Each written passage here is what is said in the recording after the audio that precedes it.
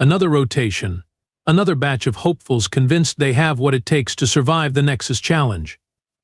My name is Kethvar, and I have the absolute privilege of watching young beings from across the galaxy humiliate themselves in the most spectacular ways possible. As a mid-tier administrator for the Galactic Academy, I get front-row seats to witness dreams crushed faster than a Vorthan's exoskeleton under pressure. The testing facility sprawls before us like a metallic beast, its corridors designed to break even the strongest minds. Holographic displays flicker with ominous warnings about the 97% failure rate. Most candidates never make it past the third trial. Those who do often require extensive psychological rehabilitation. Today's contestants represent the galaxy's finest, or so they claim. The Craxian delegation arrived 3 cycles early, their crystalline carapaces gleaming with embedded neural enhancers. Each one carries equipment worth more than my annual salary. Quantum processors hum softly in their biosuits, while micro-drones orbit their heads like technological halos. Behold the intellectual elite, I mutter to myself, watching them calibrate their atmospheric processors for the 100th time. The Centauri team clusters nearby, their 6 arms moving in perfect synchronization as they assemble modular combat suits. Their reputation for tactical brilliance precedes them, though their tendency to overthink simple problems has become something of a running joke among the faculty. Still, they bring enough firepower to level a small moon. Then there are the Thylorians, those smug gaseous beings who exist in specialized containment units. Their psionic abilities are legendary, and they never let anyone forget it. They float around making condescending comments about primitive solid-state consciousness, while their support staff tends to their environmental systems. The registration deadline approaches, and I start wondering if we might actually finish early today. That's when she shows up. A human girl stumbles through the entrance, looking like she just rolled out of bed. Her hair is tied back in what can only be described as a functional mess, and she's wearing simple clothes that would barely qualify as casual wear on most civilized worlds. No environmental suit, no neural enhancers, no quantum processors. Just a worn backpack that looks like it has seen better decades. "Excuse me," she says, approaching my desk with a smile that suggests she finds this whole situation amusing. "I'm here for the Nexus challenge. Maya Frost from Earth." I stare at her for a long moment, waiting for the punchline. "You're serious?" "Dead serious," she replies, completely missing the irony of her word choice. The other contestants have noticed her arrival, and their reactions range from confusion to outright laughter. A Craxian chit-talks something that roughly translates to "look at the primitive mammal." The Centauri team exchanges glances that clearly say this will be entertaining. Even the Thylorians pause their philosophical debates to focus their attention on the newcomer. "Where's your equipment?" asks Vorex, the lead Craxian. His voice carries that particular tone of superiority that his species has perfected over millennia. Maya shrugs, patting her backpack. "Got everything I need right here." This triggers another wave of amusement from the assembled candidates.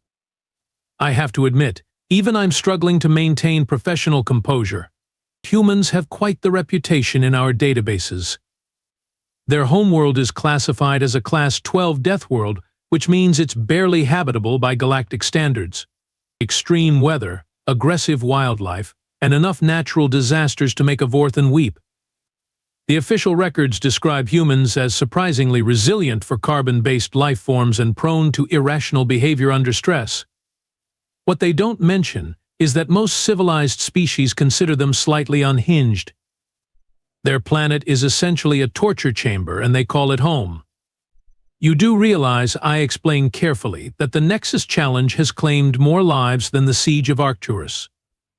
"Good thing I'm not planning to die today," Maya says, still smiling. The casual way she dismisses mortal danger sends a chill through the room. Even the Thylorians seem unsettled by her nonchalant attitude toward potential annihilation. As I process her registration, I can't shake the feeling that this day is about to become significantly more interesting than my usual routine of watching overconfident aliens learn humility the hard way. The first phase of the Nexus Challenge always separates the genuinely intelligent from the merely well-equipped. The mental cognition trial presents candidates with a series of mathematical puzzles that would make a supercomputer weep.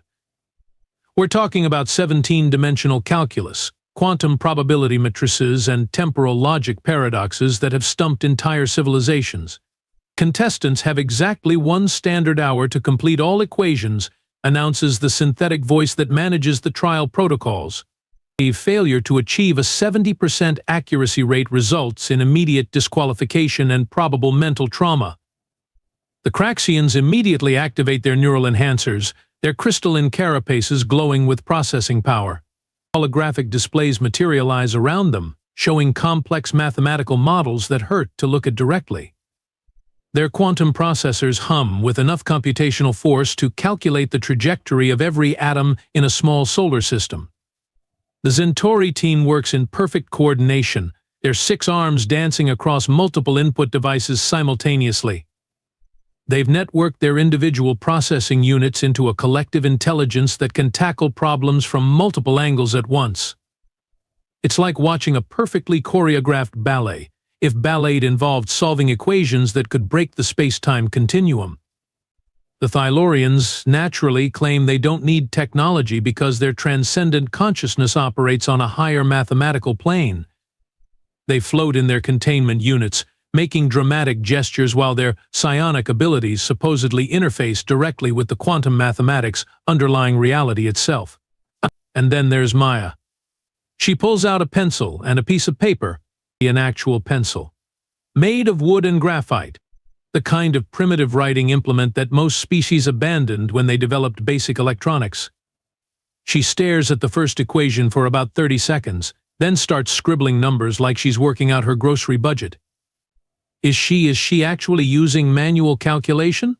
Whispers Vorex, his voice carrying a mixture of horror and fascination. I lean forward in my observation chair, genuinely curious now. The human is working through problems that require massive computational power, and she's doing it with what amounts to a sharpened stick and processed tree pulp. Either she's completely insane, or there's something about human cognitive abilities that our databases seriously underestimated. 20 minutes into the trial, the first results start coming in. The Craxians have completed 60% of the equations with their usual precision. The Centauri team has managed 55% through their collective processing approach.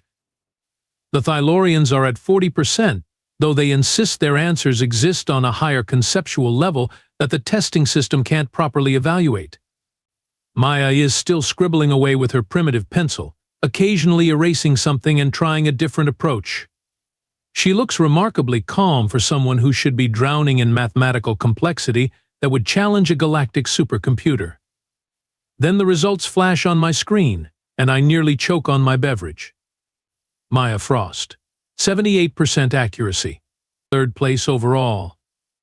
That's impossible, states Thyken, the lead Thylorian. His gaseous form ripples with indignation. No organic brain can process 17-dimensional mathematics without technological assistance. Apparently this one can, I muttered, double-checking the results.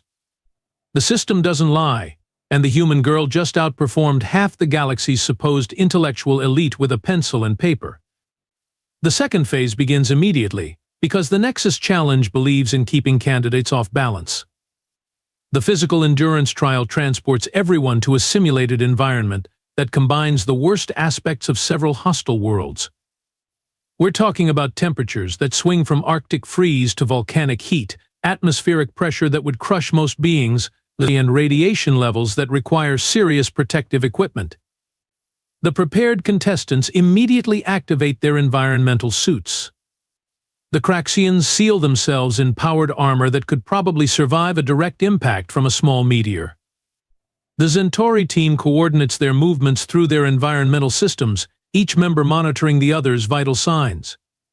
The Thylorians retreat deeper into their specialized containment units, which now resemble mobile bunkers more than simple life support systems. Maya unzips her jacket. That's it. She doesn't activate any protective systems, doesn't don any specialized equipment. She just removes a layer of clothing like she's adjusting to a slightly warm day and starts walking across terrain that should be actively trying to kill her. The environmental readings on my screen show conditions that would hospitalize most species within minutes. The atmospheric composition alone should be toxic to carbon-based life forms. The temperature fluctuations should cause immediate hypothermia followed by heat stroke. The radiation exposure should be cooking her DNA like a microwave dinner. Instead, Maya strolls through the hellscape like she's taking a casual walk through a park. She even stops to examine some of the more interesting geological formations, completely ignoring the fact that they're glowing with enough radioactivity to power a small city. "How is she not dead?" asks Gentar, one of the younger Centauri observers. His voice carries the kind of panic that comes from watching someone casually violate everything you thought you knew about biology. The other contestants are struggling now. Their environmental suits are working overtime, consuming power at alarming rates. Several Craxians are already showing signs of system strain, their neural enhancers flickering as they divert processing power to life support. The Centauri team has slowed to a crawl, their coordination breaking down as individual members focus on their own survival. Maya finishes the course in record time, looking slightly bored. "Is there water available?" she asks as she approaches the finish line. "All that walking made me thirsty." I stare at the readings again, convinced there must be some kind of error. But the data doesn't lie. She just completed a physical trial designed to test the absolute limits of technological life support systems, and she's asking for refreshments. The panic in the contestants' eyes is becoming noticeable now. These are beings who represent the pinnacle of their respective civilizations, and they're being casually outperformed by someone who apparently considers a Class 12 Deathworld to be pleasant walking weather. The third phase is where most candidates break completely. The combat simulation trial pits contestants against advanced AI opponents programmed with the tactical knowledge of 1,000 military campaigns. These aren't your standard training dummies, these are virtual killing machines designed to exploit every weakness in conventional combat doctrine. The arena materializes around us, a shifting landscape of urban warfare combined with hostile terrain. The AI opponents appear as sleek, mechanical entities with adaptive weaponry and predictive combat algorithms. They've been programmed to counter every known military strategy in the galactic database. Contestants will face escalating combat scenarios, the synthetic voice announces with what sounds suspiciously like sadistic glee. Victory conditions include survival, tactical superiority, and mission completion. Failure conditions include death, dismemberment, or psychological collapse. The Craxians deploy immediately, their combat suits transforming into walking weapons platforms. The plasma cannons extend from their shoulders while energy shields flicker to life around their positions. They move with the precision of a military unit, coordinating fire patterns and establishing overlapping fields of coverage. The tactical displays show enemy positions, probable attack vectors, and optimal defensive positions. The Centauri team executes a textbook combined arms approach. Their six-armed physiology allows them to operate multiple weapon systems simultaneously while maintaining communication and coordination. They establish a fire base, deploy automated defense turrets, and begin systematic elimination of enemy positions. It's like watching a perfectly executed military exercise from an advanced warfare manual. The Thylorians take a different approach, using their psionic abilities to attempt direct neural interference with the AI opponents. Their containment units transform into heavily armored command centers, while they project mental attacks designed to disrupt enemy programming. Theoretical warfare at its finest. Maya picks up a rock. Not a sophisticated piece of improvised weaponry. Not a strategically positioned debris that could be used as cover. Just a rock. A plain, ordinary rock that happened to be lying on the ground near her feet. "What is she doing?" mutters Thyken, his gaseous form rippling with confusion. I'm wondering the same thing as Maya examines the rock like it holds the secrets of the universe. The AI opponents have begun their attack patterns, and sophisticated military technology is unleashing fury across the arena. Meanwhile, the human is apparently fascinated by igneous geology. Then she throws the rock, not at an enemy, not at a strategic target. She throws it at a wall, where it ricochets off at an angle that sends it bouncing through a series of structural supports. The supports collapse, bringing down a section of the arena that crushes 3 AI opponents and creates a choke point that forces the remaining enemies into a kill zone. "That was accidental, right?" asks Gen Tar, his voice carrying the desperate hope of someone clinging to a rational worldview. Maya's second rock brings down a communications tower, cutting off the AI's coordination network. Her third rock triggers a chain reaction that floods part of the arena, short-circuiting several enemy units. She's not fighting the AI opponents, she's turning their own environment against them. The Craxians, despite their superior firepower, are struggling against enemies designed to counter their tactics. The Centauri team's coordination is being disrupted by adaptive AI countermeasures. The Thylorians' psionic attacks are being filtered out by advanced neural shielding. Maya finishes the simulation by using environmental hazards to eliminate the remaining AI opponents without firing a single shot. She doesn't just win, she achieves a tactical victory that breaks the previous record by 17 minutes. How? Vorex's voice carries the kind of existential bewilderment that comes from watching everything you believe about warfare get casually dismissed.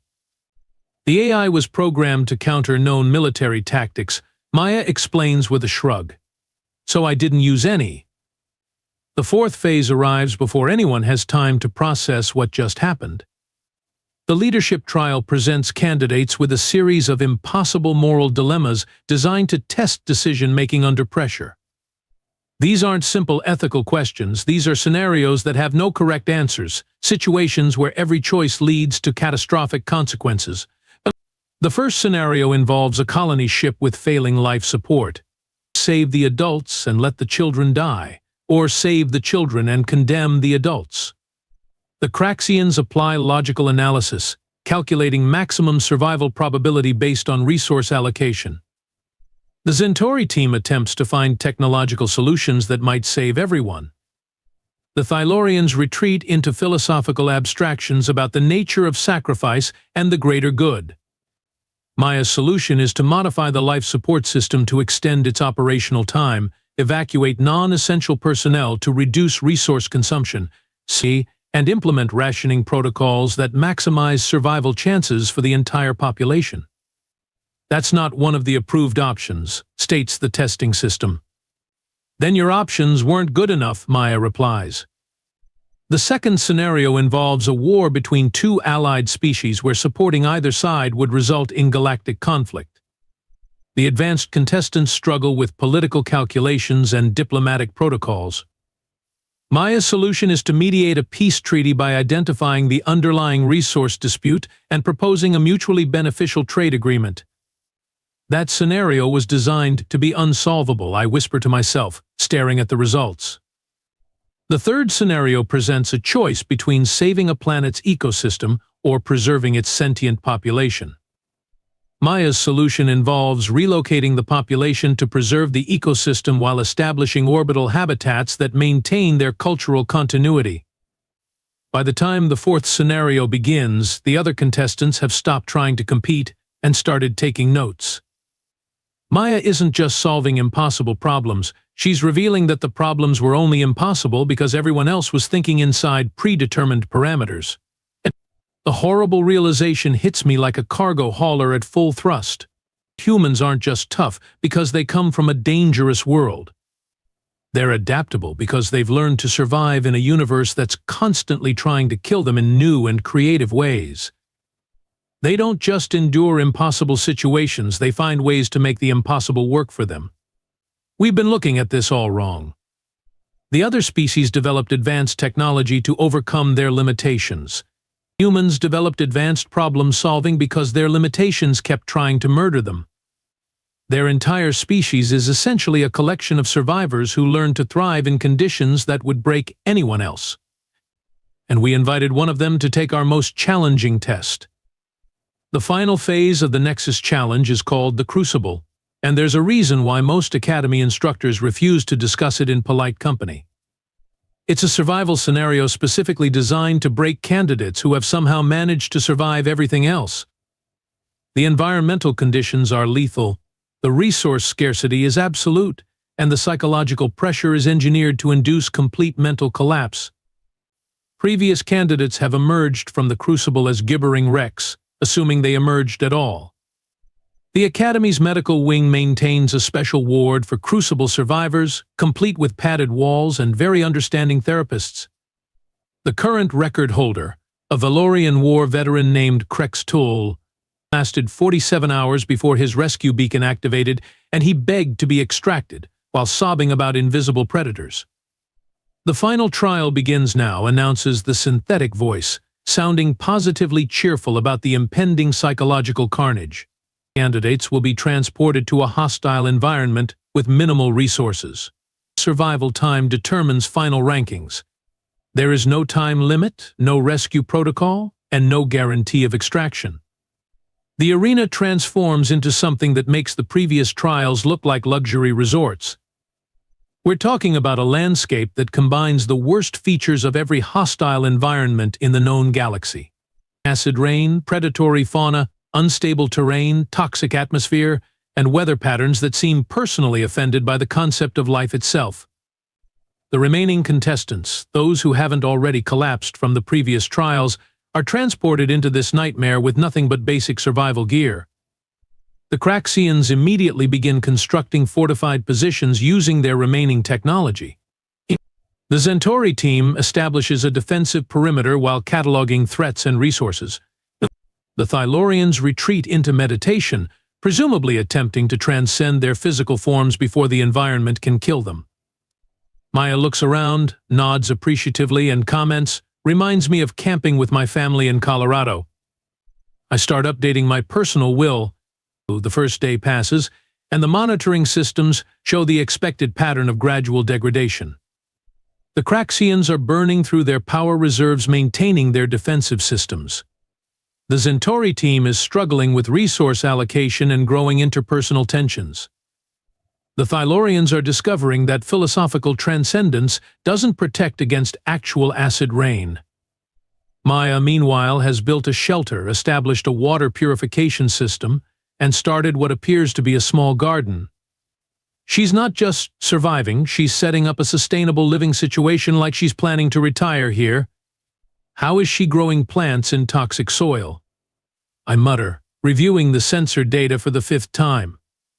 By the second day, other candidates are beginning to fail. Gentar activates his emergency beacon after a pack of native predators corners his team. 2 Craxians are extracted after their power systems fail and they start showing signs of environmental poisoning. The lead Thylorian abandons his philosophical approach and begins begging the monitoring system for immediate evacuation. Maya spends the second day helping other contestants. She shares her purified water, offers shelter to those whose defensive systems have failed, and provides medical assistance to candidates suffering from environmental exposure. She's not just thriving in conditions designed to break the strongest minds, she's turned into a one-person rescue operation. This is unprecedented, I report to my supervisors, who are watching the feeds with expressions of barely controlled panic. She's not just surviving the Crucible, she's making it livable for others. By the 3rd day, Maya has essentially transformed a section of the hostile environment into a functioning base camp. She's providing resources and shelter to any candidate who needs assistance, while continuing to maintain her own operations with casual efficiency. The monitoring sensors show her stress levels are actually lower than they were during the registration process. On the morning of the 4th day, she breaks Krex Tool's 47-hour record. She doesn't celebrate, doesn't acknowledge the achievement, just continues her morning routine of checking on other candidates and maintaining her improvised settlement. When she reaches the 72-hour mark, officially crushing the Academy's 500-year-old survival record, the testing system automatically declares the trial complete. Maya's response to this historic achievement is to ask, "Does anyone know if there's a cafeteria around here? I'm getting tired of the emergency rations." I sit in stunned silence, reviewing the data streams that chronicle the most comprehensive demolition of established testing protocols in Academy history. A human girl, armed with nothing but a backpack and an apparently unshakable calm, has just redefined what we thought was possible in terms of survival, adaptation, and leadership under pressure. My hands shake slightly as I begin composing my official report. How do you explain to galactic leadership that everything they think they know about species capabilities might be fundamentally wrong? How do you recommend that immediate diplomatic relations be established with a species that can casually outperform your best technology using improvised solutions and what appears to be genetically ingrained adaptability? I settle on the truth, however terrifying it might be. Recommend immediate priority-level diplomatic contact with human civilization. Previous threat assessments require complete revision, suggest treating Earth as a strategic partner rather than a backwater death world. Also recommend upgrading cafeteria options in case more humans visit. As I finish transmitting my report to Academy Command, Maya approaches my administrative station with the same casual demeanor she's maintained throughout this entire reality-shattering experience. She's carrying her backpack and looks like someone who just finished a mildly interesting afternoon activity rather than someone who has fundamentally altered our understanding of biological limitations. Thanks for running a smooth operation, she says, extending her hand in what I recognize as a human greeting gesture. That was actually pretty fun. Good workout, you know. Fun, I repeat, my voice barely functional. You found the Nexus Challenge fun. Well, yeah, I mean, it wasn't as challenging as my sister's basic training, but it kept me busy. She pauses, seeming to consider something. Though I should mention, I'm probably not the best example of human capabilities. I'm pretty average by our standards. The stylus I'm holding snaps in half. Average, I manage to croak. Sure. I mean, my sister Riley is the one with real talent. She's in the military, specializes in hostile environment operations. She would have probably finished this whole thing in half the time. Maya shrugs, apparently oblivious to the fact that she's just implied the existence of humans who could make her record-breaking performance look mediocre. Your sister, I say slowly, would have done better. Oh, definitely. And don't get me started on our athletes, or the people who work in extreme weather research, or the folks who do underwater welding, or mountain rescue teams, or she trails off. Noticing my expression. Are you okay? You look a little pale. Well, paler than usual. I stare at her, processing the implications of what she's saying. If Maya represents average human capability, and she just casually dismantled every challenge we could devise, then what exactly are we dealing with when it comes to their specialists? Their military personnel? Their emergency responders? I need to update my report, I whisper. Cool. Hey, before I go, is there anywhere I can grab a sandwich? The emergency rations weren't bad, but I could really go for some actual food. As Maya wanders off in search of sustenance, I sit in my chair contemplating the complete collapse of everything I thought I understood about galactic power structures. We've been operating under the assumption that technological advancement equals superior capability. Meanwhile, there's an entire species out there that has achieved superior capability through the simple expedient of refusing to die when their environment tries to kill them. I open a new report file and stare at the blank screen. How do you explain to your superiors that you've discovered a species where the average individual can outperform your best candidates using nothing but improvised solutions and an attitude that treats lethal challenges as mild inconveniences?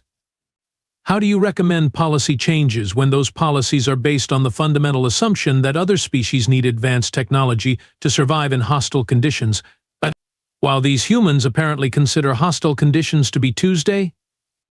I start typing supplemental report. Previous assessment of human capabilities may have been slightly understated. Recommend complete revision of threat evaluation protocols. Also recommend immediate procurement of stronger furniture for administrative stations, as current equipment may not withstand future existential crises. I pause, delete that last part, and settle for Academy testing protocols require comprehensive review. Current challenges may be insufficient for proper evaluation of Deathworld species. Suggest developing new difficulty standards, assuming we can figure out what might actually challenge these people.